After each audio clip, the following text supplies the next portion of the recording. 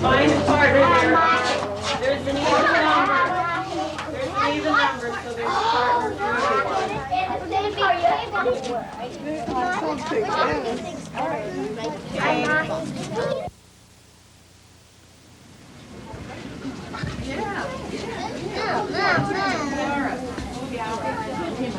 I'll save a special spot.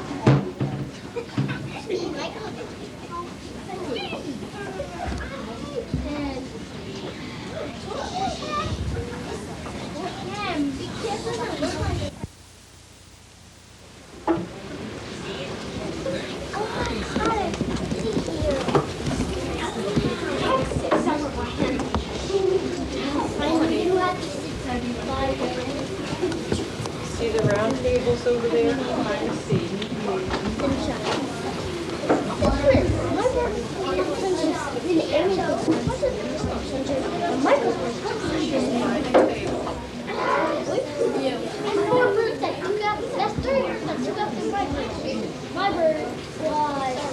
Gabriel Morgan, that's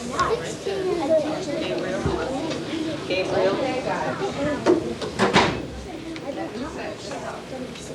Put this forward because I'm going to show you film first of all. What I wanted to do first was to introduce you to all the things you can possibly find in a library. I think you, just by walking in our door, you realize that there's lots more in here than just books. We have so many more things. And the film I'm going to show you is from a series I have called Hooray for the Library. This little creature, out of space, comes down to Earth. His planet is shaped like a pretzel. And he comes down to Earth, and he wants to find out something very special. We're going to see where he goes.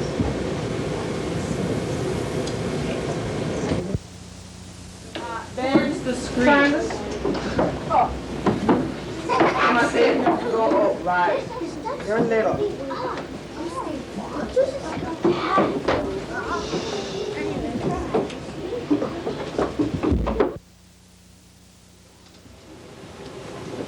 Can you see? Andrea, can you see?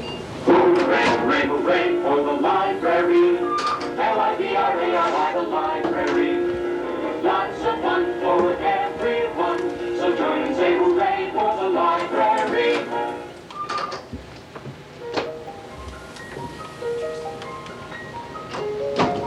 The library to the rescue. Once there was a faraway planet that looked like a pretzel. This planet was the home of the Who-Whats, curious little creatures who went around asking questions all the time. They would ask all kinds of questions. Who invented bubblegum? Why is a ball round? Why is the sky up and the ground down? How does a telephone ring? What makes a pencil write? Because they could magically travel through space, they could always find new places to look for answers to their questions. One morning, as the sun was shining brightly over Middletown, USA, a very curious little Who-What came swooping through the sky and landed on the sidewalk. Since Who-Whats are invisible to everyone but themselves, none of the people could see him.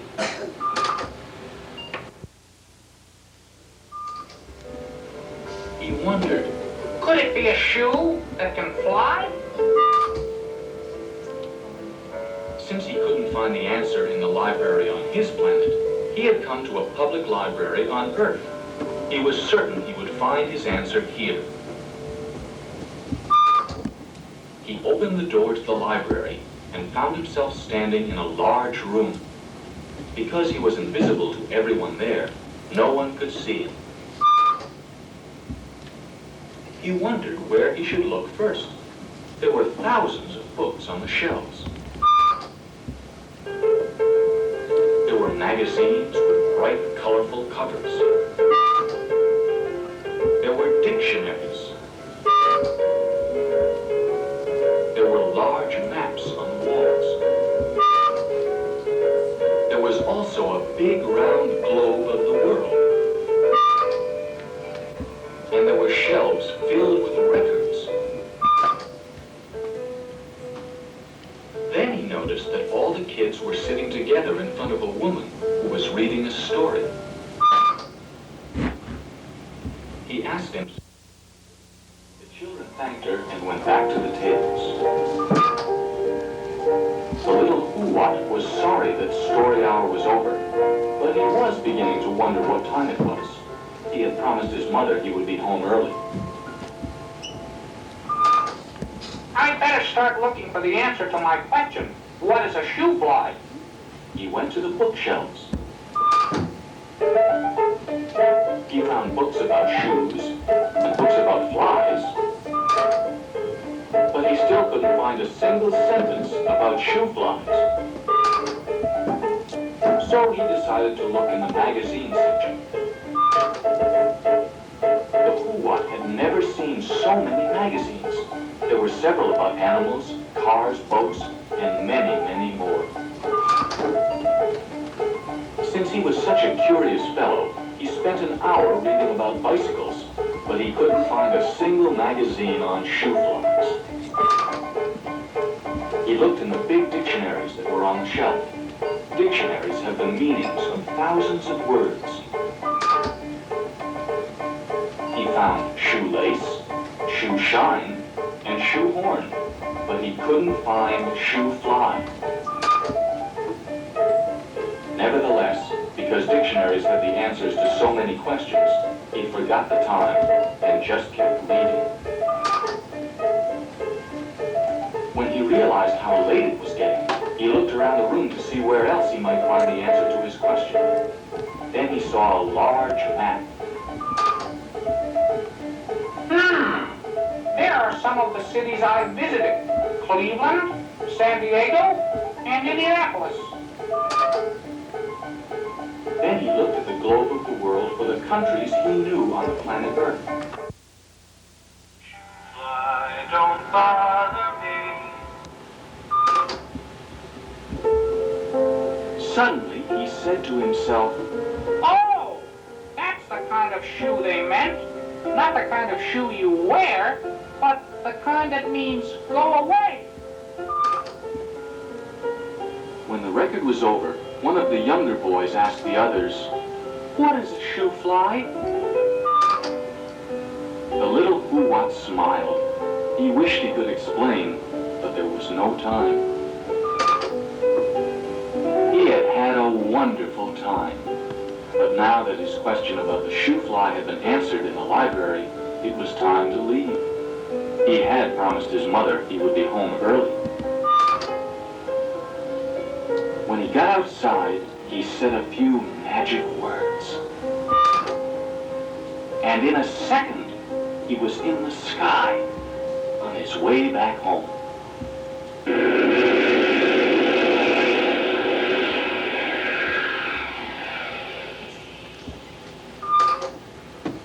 Hooray, hooray, hooray for the life. Screen back down so that I can share with you some of the things that we have in this library. More in school libraries.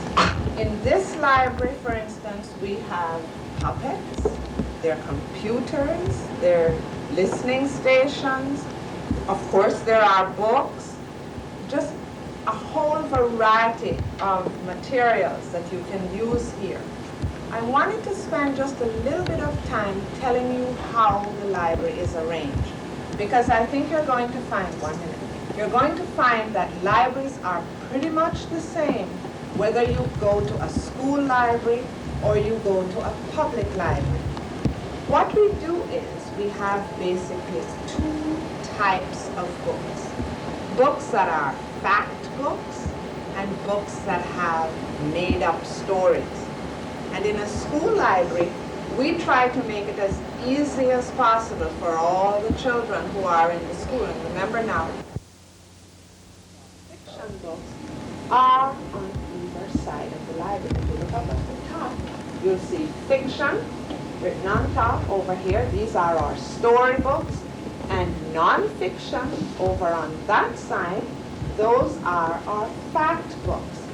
And then this is my favorite part of the library, what we all call our castle, because that's just what it is.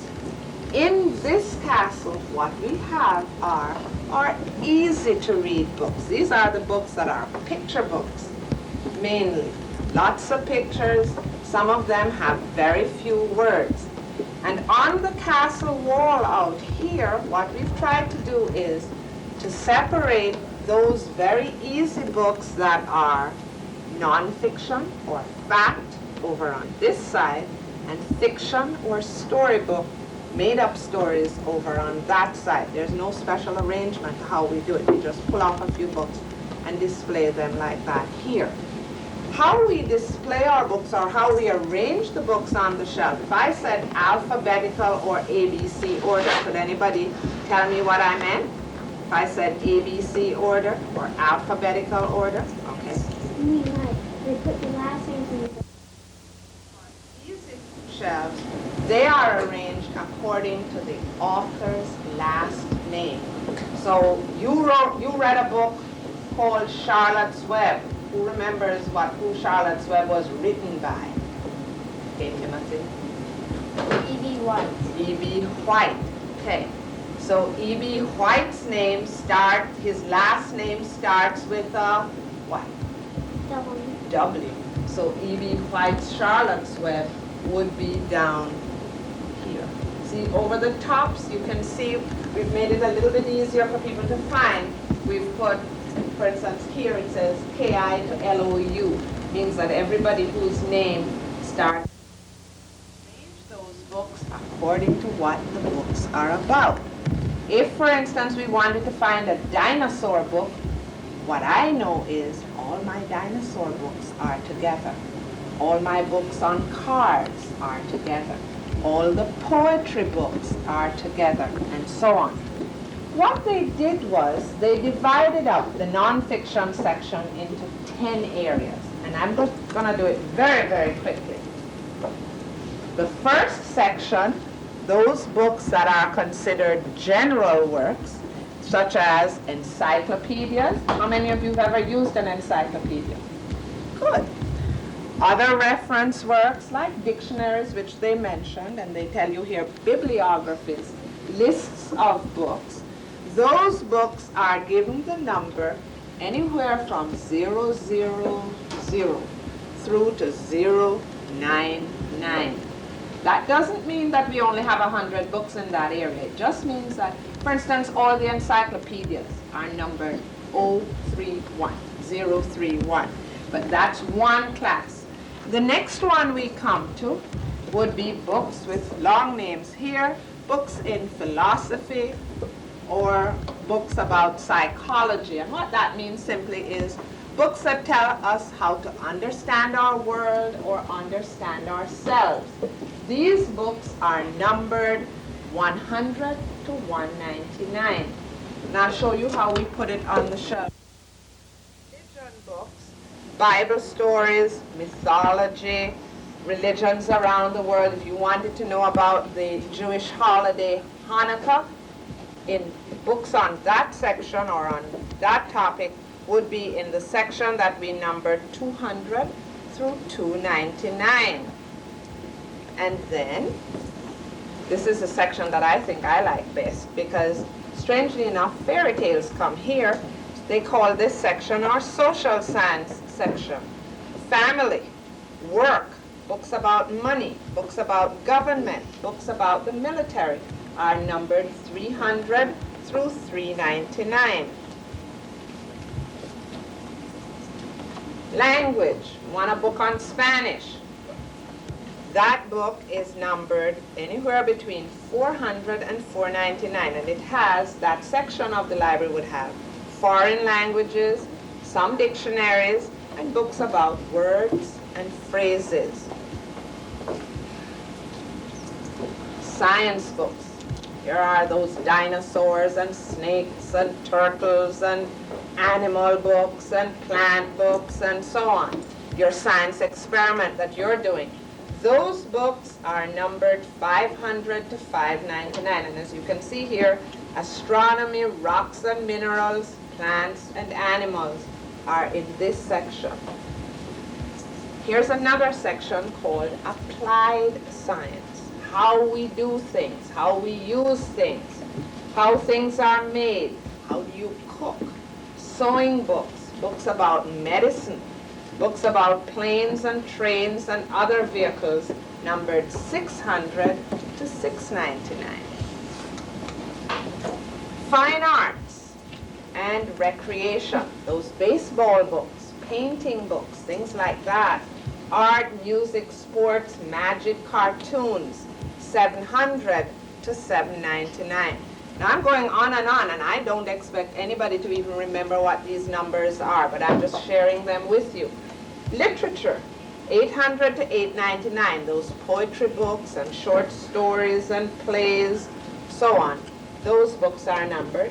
And finally, geography and history books, books that tell us about people through the ages, biographies, books about people, maps, those books are numbered 900 to 999.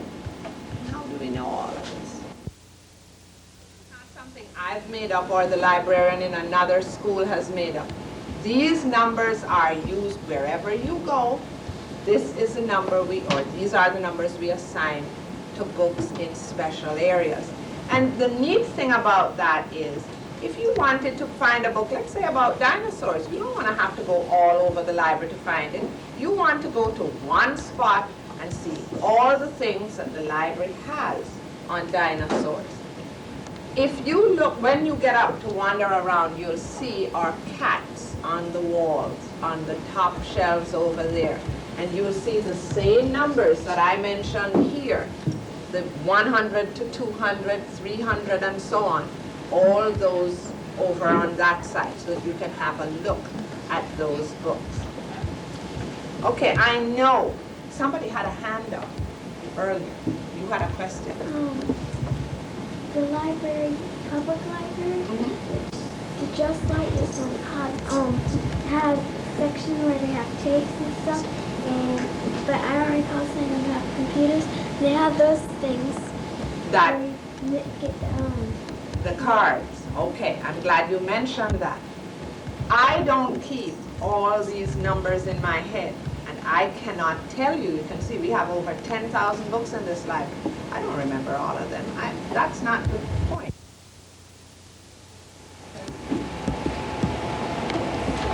Inside the card catalog, we have these cards. Magic, we do it so that they can't fall out. And the important thing here, this is like using a telephone directory. You want to get your friend's telephone number, you look in the telephone directory. This is like having our own directory to this library. Because what we do, somebody wants to find a particular thing. Boy, we come in here and we look on, and it's arranged in alphabetical order. This drawer that I picked up was C. Okay, let's see if I can find something. We wanted a book about children's songs, okay? And we find the top line here says children's songs, and we read about it here, and we know that this card refers to a book that we have. But the nice thing is, every card, top left-hand corner, has a little address. It's like being a little mailman here. It has a little address here. And if you wrote this little address down and went to the shelf, every book has on the back of it, just like your house has a number on the mailbox or on the house, the little number here that we can match up between what we find in the card catalog on that card and the book here. So this is how we know. When we go from here, we can go directly to a shelf and look to find this on this little label right here. Storybooks, non-fiction, fact books, and our easy section. We also have dictionaries, and as you wander around the library, you'll find that we have a dictionary section over on the other side of the library. We also have what we call a reference section. I mentioned encyclopedias. Those things are over here. And in the film, the little Who What saw lots and lots of magazines. We have that too. So as you wander around, I'm just telling you the things that I know you're going to see and that you will want to see are magazines, and we have a lot of magazines around on the other side. Any questions so far? Yes. Yes, we do, and you're going to get a chance to work on our computers. We have, okay, the one we have is just like the one that you have, or the ones we have here that you're going to work on this morning. And I think all of this came about too because we have a special computer as well. It's called a CD-ROM. Many of you have a CD player at home. Well, I have a computer that can play your CDs that you have at home here. And it works with just the same type of thing. The little disc we put in looks just like a CD player or a CD, the discs that you have at home. What this computer does, and I will not tell you that I understand how it works. I'm in awe of it too, every time I go to use it. We have a lot of information on it. There's a whole encyclopedia on this computer. There's a whole section on mammals on here. And I'm going to give you all a chance to sit at the computer. 2 of you can sit there at a time and see some of the things that the computer can do. It will show you a picture, for instance, of a panda bear eating bamboo.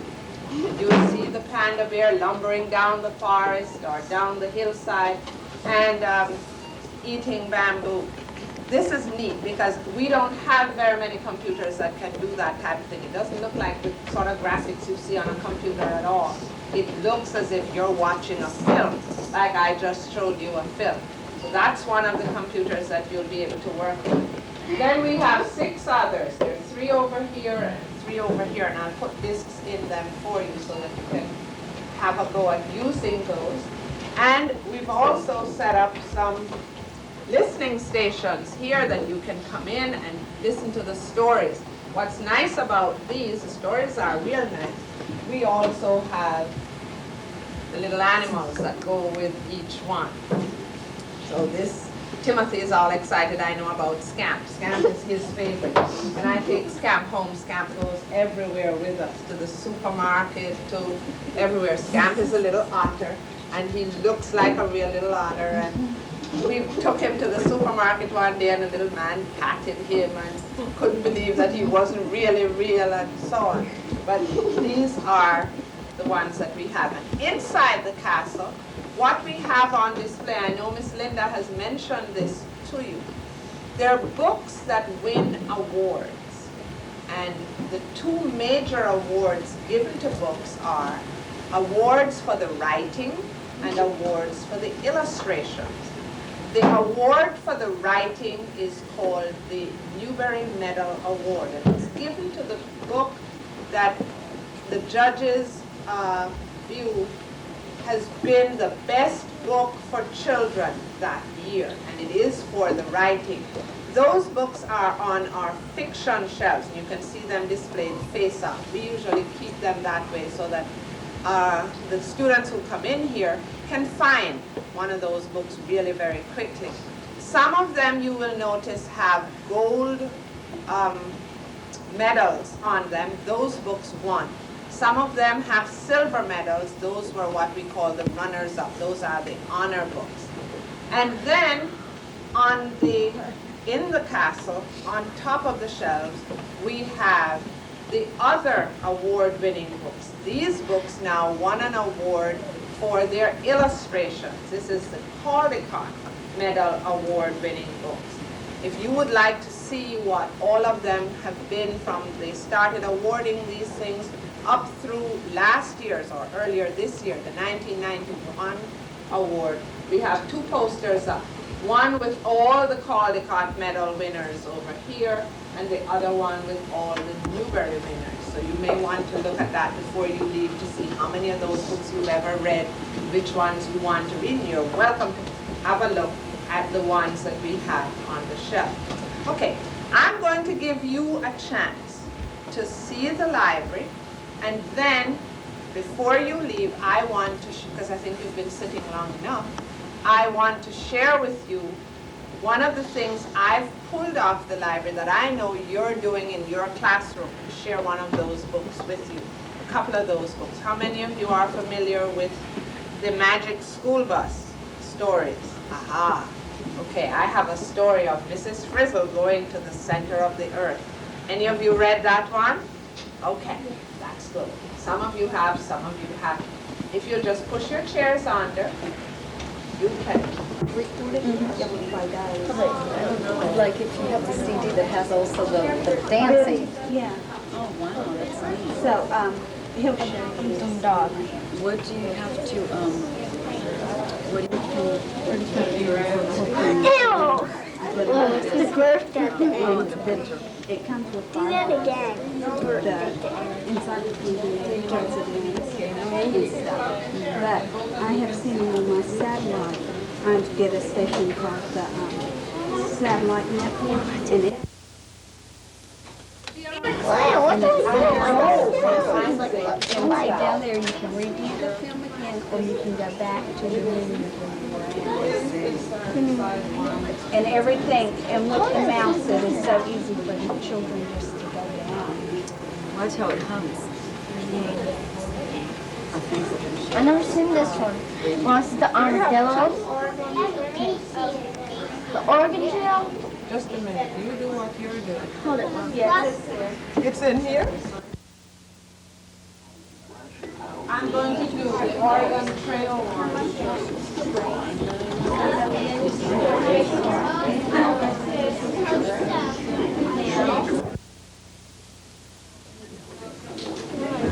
I still like you. It's really sad. What? It's really sad what you're I still like you.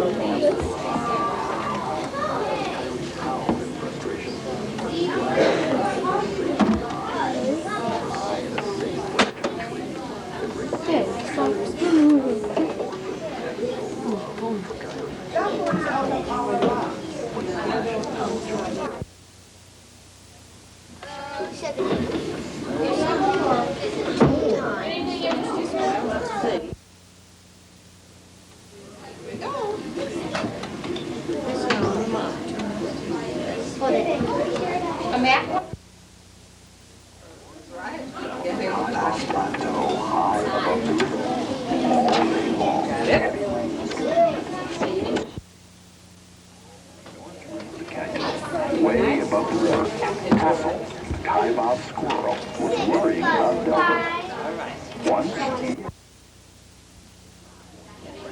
Michael.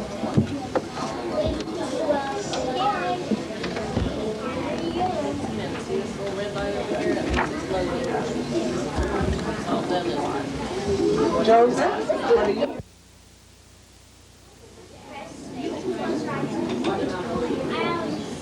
What number do you want to use on your race car?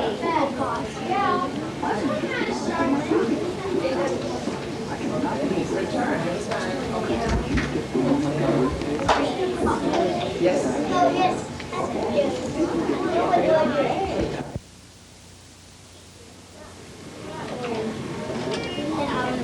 Got it? No, try again.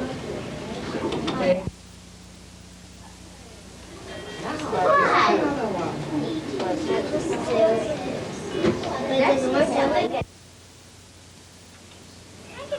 Oh my god. Two pair of like huge ones.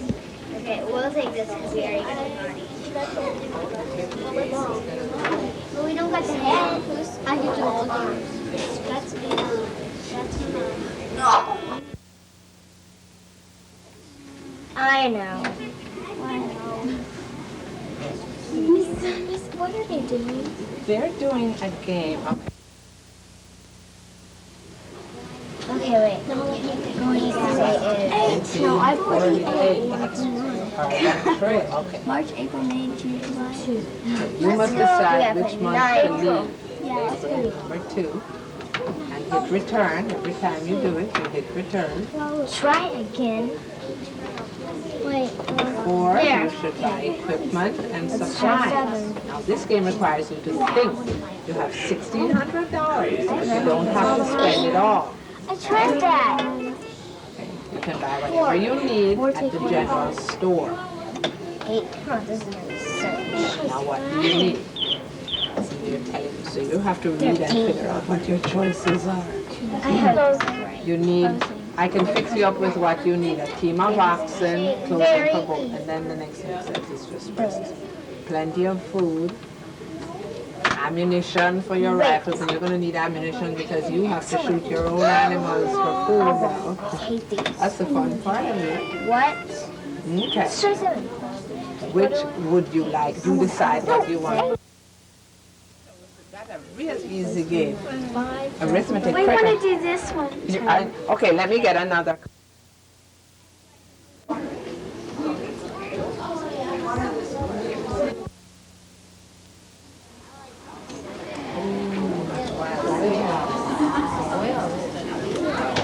Do you recognize these? That you, from which story? Which George is this one? Curious Little Monkey, right? What about this story? Gabriel. Is it, what's his name? Morgan. Mark. Yeah, what about this one? Who's he? I remember some places. He didn't have a button. What? Yeah, what's his name?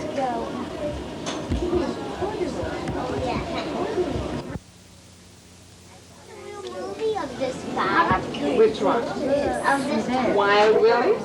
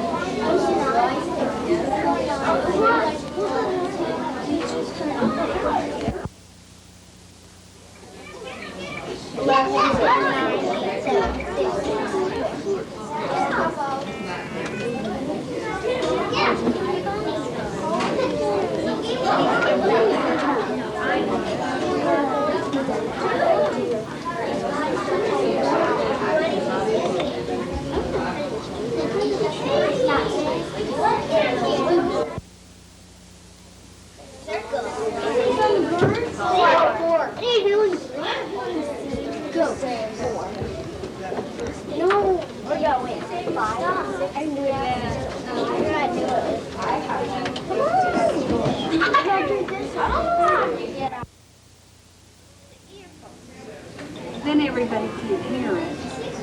See, when you have lots of friends around, you have to leave it on the speaker.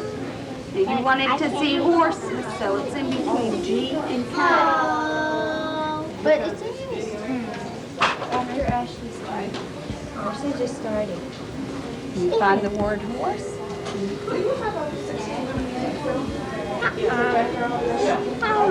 Then you want to hear the horse. Yeah. And then Put this up to your ear. okay. And then this one. They're different. Yes, they're both different. Okay. Hold on. Okay. Well, put on this one, don't you? We don't have much time for the work. Put on the ear. This has 13 pictures. If you notice the numbers. That's amazing. And anytime you want to exit pictures, then you go back. This is the main menu, or go to report. A report would tell you about cats? I see. That's interesting. What do you want to do now?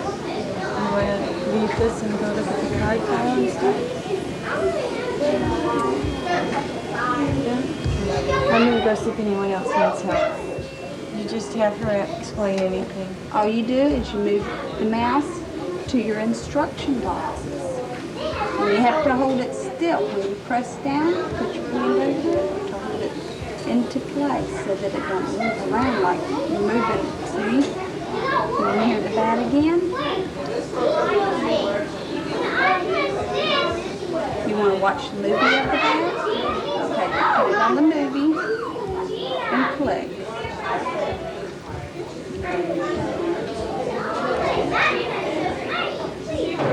Amy is over there behind the desk. You can go around here. Let me get these cards out.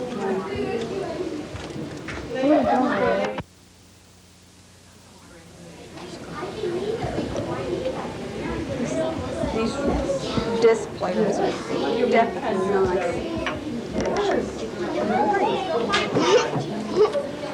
We were talking about y'all having Amiga computer at your school, and probably all we have to do is upgrade the CD-ROM player for it. Just like if first we went from floppy disk to a hard disk drive, now the laser disk is the new thing. Would you like to pick a bamboo to look at? I like to. Okay, no. A mammal from A to Z. To Z. Yeah, hold on. We use a mouse. Is it yours? Mouse. Yeah. So just tell me which one and I'll do it for you. You don't need to punch anything on the keyboard. Which animal you want to see? A mouse? This one, if you wanted, I'll just check that one out to you. You can. As a matter of fact, I'll check them both out to you. Okay, we'll just, Okay. Do you find mouse on there? okay. Don't type anything in on the computer. Well, today, I'm not a very good mouse. And here's your mouse. Now, the mouse really don't have nothing but a game. There's pictures, so we'll look at the pictures of the mouse. Earth, okay. And this is a story called How to Dig a Hole to the Other Side of the World. Actually, this book came from my non-fiction shelf. The number on this one is 551.1, so it came from over there. And I don't know if anybody would really want to dig a hole, but see if this matches up with the things you've done. Find a soft place. Take a shovel and start to dig a hole. The dirt you dig up is called loam. Loam or topsoil is made up of tiny bits of rock mixed with many other things, such as plants and worms that died and rotted long ago. All sorts of rocks. Big rocks, little rocks, granite, limestone, sandstone. If you started your hole in Africa, you might find diamonds. In Brazil, you might find emeralds. In other places, you might find coal or gold or silver. Wherever you dig, watch for old bones and shells. The bones of many animals, dinosaurs, giant tigers, turtles, and other creatures of long ago are buried everywhere. This is the rocky skin of the earth, called the crust. It is mostly granite. To dig through it, you will need a drilling machine. You may hit water. Rain sinks through the topsoil and gathers in pools and underground rivers. If you come to water, you should put on a diving suit. You may come to a lake of black, gooey oil.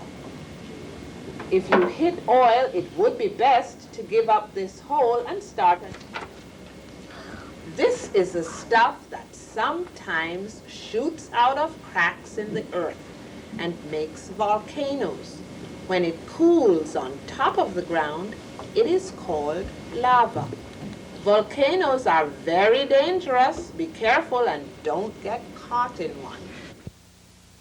Very strong. An ordinary one would be squashed by the weight of the magma around it or burned up by the heat. Down here below the crust of the earth, it is hotter than any fire you have ever felt. And it will get hotter and hotter the deeper you go. When you have gone down about 150 miles, you are in what is called the mantle of the earth. The mantle is made of basalt or basalt that is melted into goo and at the same time is harder than steel. It is melted by the great heat and is hard because of the great weight above pressing it down. Keep drilling. You still have a long way to go. This is because it is getting hotter and hotter. At the bottom of the mantle, the temperature is more than 3,000 degrees Celsius. It is so hot that if your ship caught fire, it wouldn't even leave an ash. Imagine that. At the bottom of the mantle, you are more than halfway to the center of the earth. Now you must go through what is called the outer core of the earth. It is a mixture of melted rock and iron. It is 1,300 miles thick. My goodness, we haven't gotten to the other side yet.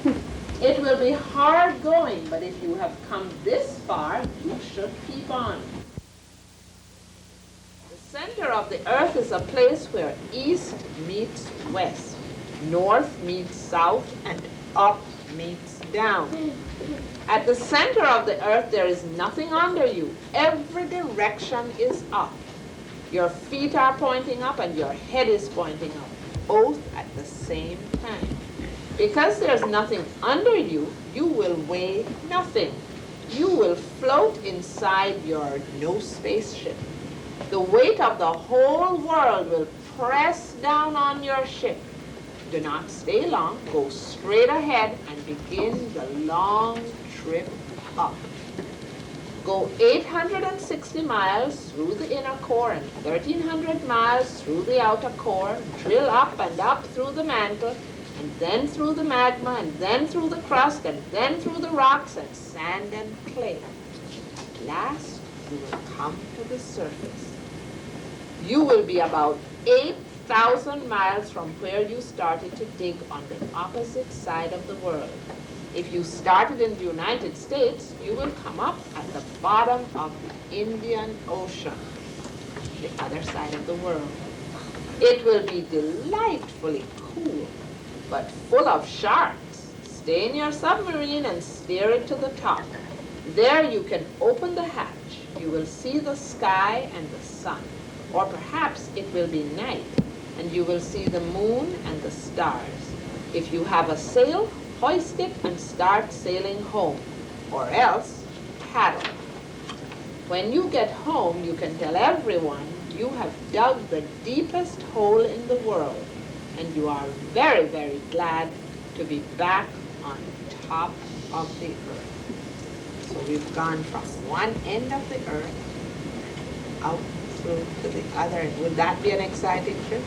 Who would like to take that type of a trip? Gee whiz.